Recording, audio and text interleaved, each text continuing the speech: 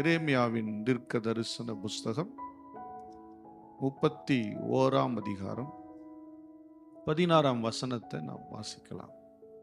31:16. நீ அழாதபடிக்கு உன் சத்தத்தை அடக்கி, நீ கண்ணீர் விடாதபடிக்கு உன் கண்களை காத்துக்கொள் என்று கர்த்தர் சொல்லுகிறார். போதும். எரேமியா என்கிற தீர்க்கதரிசி வேதத்தில் இருக்கிற ஒரு விசேஷமான ஒரு தீர்க்கதரிசி. பெரிய தீர்க்கதரிசிகளில் இவரும் ஒரு பெரிய தீர்க்கதரிசியா எண்ணப்பட்டார்.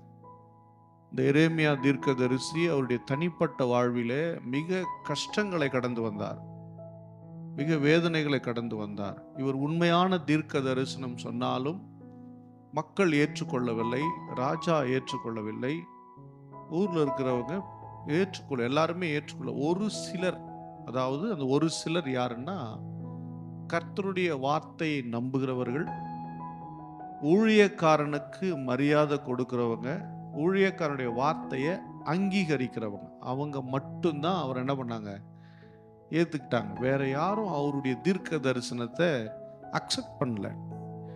ஏன் அவருடைய தீர்க்க தரிசனத்தை அக்செப்ட் பண்ணலன்னா, இவர் ஆசீர்வாதங்களை குறித்து அதிகமாக பேசலை.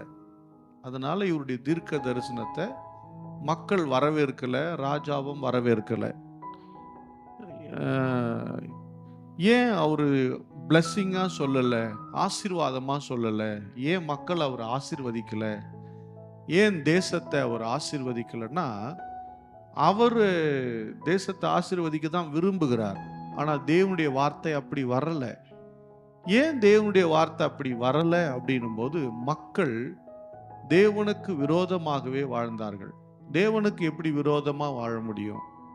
நான் காணிக்கெல்லாம் கொடுத்தேனுங்க, நான் ஆலயம்லாம் நாங்கள் கட்டியிருக்கோம், என்னென்னவோ செஞ்சுருக்கிறோம், பயங்கரமாக நாங்கள் செஞ்சுருக்கிறோம் அப்படின்னு சொல்லி இஸ்ரவேல் மக்கள் சொல்லலாம். ஆனால் காணிக்கையோ மற்ற பொண்ணோ பொருளோ தேவனுடைய இருதயத்தை திருப்திப்படுத்த முடியாது. அந்த இஸ்ரேல் மக்கள் அப்படிதான் நினைச்சாங்க. நாங்கள் பலி செலுத்துகிறோம், நாங்கள் பஸ்கா கொண்டாடுறோம், நாங்கள் இதெல்லாம் செய்கிறோம் அப்படின்னு சொல்லி அவங்க அதில் இருந்தாங்களே வழிய, அவங்க தனிப்பட்ட வாழ்வு நல்லா இல்லை. அவங்க தனிப்பட்ட ஜீவிதம் அந்த அளவுக்கு தேவனுக்கு உகந்ததா இல்லை. அதுதான் தேவனுக்கு விரோதமான செயல், தேவனுக்கு பிரியமானதா இல்லை. நீங்கள் பாருங்களேன், வீடுகளில் ரட்சிக்கப்படுறதுக்கு முன்னாடி சில பேர் சொல்லுவாங்க, இது எச்சு வச்சிடாத, வீட்டில் எதாவது செஞ்சு வச்சுருப்பாங்க, என்ன பண்ணிடாத, சாப்பிட்றாத, இல்லை ஊர் எல்லையை விட்டு என்ன பண்ணிடாத, போயிடாத. ஏன் அப்படி சொல்லுவாங்கன்னா, தெய்வ குத்தம் ஆகிடும். என்ன குத்தம் ஆகிடும்? தெய்வ குத்தம் ஆகிடும் சொல்லுவாங்க. இல்லை, ஊர் எல்லையை விட்டு போகக்கூடாது, இந்த டைமில் சாவுக்கு போகக்கூடாது அப்படிலாம் சொல்லுவாங்க. இதெல்லாம் தெய்வ குத்தம் ஆகிடும். அப்போது அதாவது தேவனற்ற கிரகத்தை ஆராதிக்கிற மக்கள் அவங்க தேவ குத்தம் ஆகிடும்னா, உயிரோடு இருக்கிறவரை ஆராதிப்பதற்கு நாம் எவ்வளோ பயந்து வாழணும். அல்லேலூயா. ஒவ்வொரு முறையும் ஆலயத்தில் கூடி வரும்போதெல்லாம் கர்த்தர் பேசுகிறாரு. என்ன பிரச்சனையோடு வந்தாலும் அந்த பிரச்சனைக்கு பதில் கிடைக்குது. தீர்வு இல்லாததுக்கெல்லாம் தீர்வை கர்த்தர் சொல்லுகிறாரு, தீர்வு கொடுக்கிறாரு, சுகமடையாததுக்கு சுகம் கொடுக்கிறாரு. அப்போ அந்த தேவனை நாம் எப்படி ஆராதிக்கிறோன்றது மக்களுக்கு புரியல. அந்த நாட்களில் அந்த எருசலேம் மக்கள், இந்த இஸ்ரேல் மக்களுக்கு பார்த்தீங்கன்னா அப்படியே வாழ்ந்துட்டாங்க. பயங்கர துணிகரமாக பாவம் பண்ணுறாங்க, பயங்கர துணிகரமாக. இன்னைக்கு பிள்ளைங்களாம் கூட, வாலிப பிள்ளைங்க, வாலிப பெண்கள், வாலிப தம்பிங்க, இன்னைக்கு ரொம்ப தைரியம். ஃபோன், யாருக்கு ஃபோன் பண்ணுறோம், எதுக்கு ஃபோன் பண்ணுறோம்? இங்கே பாருங்கள், நல்ல கவனிங்க. நீங்கள் பண்ணுற ஃபோனு யாருக்கும் தெரியாதுன்னு நினைக்காதீங்க. உன்னை கர்த்தர் பார்த்துட்டு இருக்கார். இந்த ஆக்டிங்கு, நடிப்புலாம் சபையிலெல்லாம் ஆகாது தேவனுடைய பார்வைக்கு. உன் எதிர்காலம் நல்லா இருக்கணும் அப்படின்னு நினச்சின்னா கர்த்தரை பார். நீ மினிக்கி மினிக்கி மினிக்கி ஃபோனை தூக்கி தூக்கி மினிக்கி மினிக்கிட்டு நீ ஓடினா, லிசன், கவனிங்க, மினிக்கி மினிக்கி ஓடினா ரொம்ப கஷ்டம். கரெக்ட் தானே? வாலிப பிள்ளைங்க, உங்கள் லைஃப்பை நீ பார். இன்னைக்கு இருக்கிற சின்ன சின்ன ஆசைகளுக்கு நீ தடுமாறிட்டன்னா எதிர்காலம் கஷ்டமா இருக்கும்.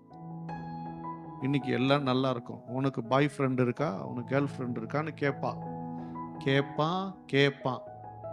நீ அதுக்கு பல்ல இழிச்சுக்கிட்டு போனீன்னா நாளைக்கு ஊர் ஃபுல்லா நம்மளை பார்த்து பல்லு இழிக்கும். ஊர் ஃபுல்லா நம்மளை பார்த்து சிரிக்கும். நீ எவனையோ எவளையோ பார்த்து சிரிச்சுக்கிட்டு போனீன்னா ஊர் நம்மளை பார்த்து சிரிக்க ஆரம்பிச்சிடும். கரெக்ட் தானே? எல்லாம் சொல்லும்போது கஷ்டமா இருக்கும். இன்னைக்கு உனக்கு கஷ்டமா இருக்கலாம், நாளைக்கு உன் வாழ்க்கை கஷ்டப்படக்கூடாது. வாழ்க்கை லைஃப்ல ஒரு அச்சீவ்மெண்ட் வச்சு முன்னாடி போறதுக்கு வழியை பார். ஒரு காலங்கள் தான் பெண்களை பூட்டி வை மூடி வைன்னு சொன்னாங்க, அப்படிதானே? இன்னைக்கு பூட்டி வைக்கிற காலமா இல்லை. எல்லாம் சம உரிமை கேட்குறோம்ல. சம உரிமை பெண்கள் கேட்பாங்க. சம உரிமை கேட்குறோம்னா சமமா நின்று காமிக்கணும், ஜெயித்து காமிக்கணும். பல்ல காமிச்சிட்டு போனோன்னு சொன்னா நாளைக்கு யாரும் காப்பாற்ற முடியாது. அப்புறம் ஆண்டவர் ஆண்டவர்னா ஆண்டவர் தெரியாதுமான்ட்டு போயிடுவேன்.